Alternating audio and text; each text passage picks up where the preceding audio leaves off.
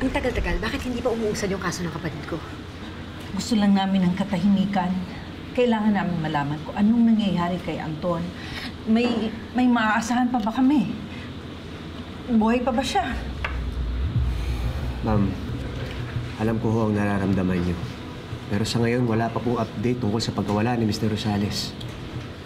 Eh baka naman kasi pa-petiks-petiks kayo dito. Ma'am, dahan-dahan ho kayo sa pananalitaan niyo, ha? Ginagawa ho namin ang lahat para malutas tong kasong to.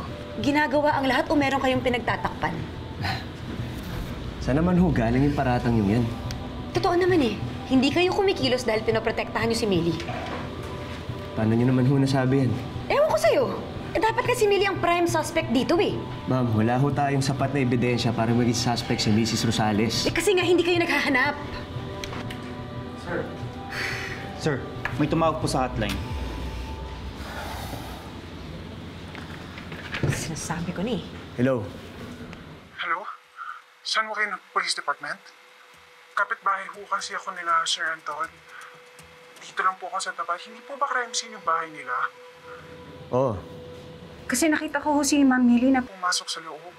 Ano? Opo, kaya nga ho ako tumawag agad eh.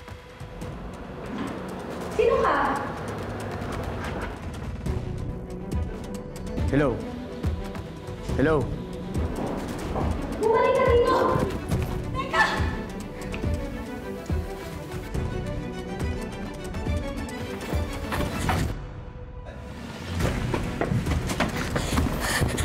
Teka!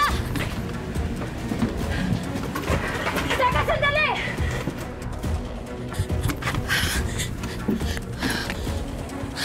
Saan ka nagpunta?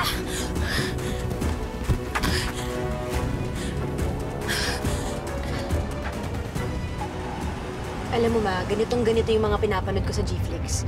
Yung kriminal, pinabalikan kung saan nangyari ang krimen. Ganun ba? Hindi kriminal si Mrs. Rosales. Eh, paano ka nakakasiguro, sir? Eh, kadalasan nga, yung mga pulis panalilin lang eh. Baka may binalik yung gamit niya doon. Ang sabihin nyo, binalikan niya yung ebidensya laban sa kanya. Para itago o sunugin. Ganyan na ganyan mag-isip ang mga mamamatay tao, ma. Hello, Glenn? Glenn, may pumasok dito sa bahay namin na tao kanina, mga 30 minutes ago. Hinabol ko pero hindi ko inabutan. Ano yan? Wala to kanina.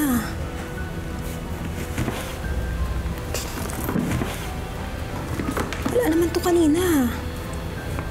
Hindi, Glenn, meron ditong paper bag. Baka iniwan ng tao. Ano yung pumasok kanina?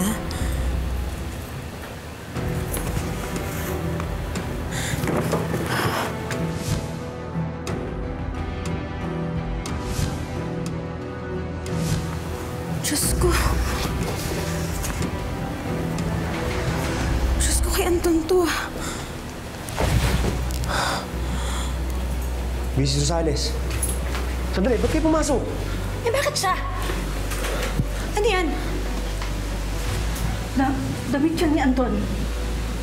Dugo ba yan? Bakit hawak mo ang damit ng anak ko?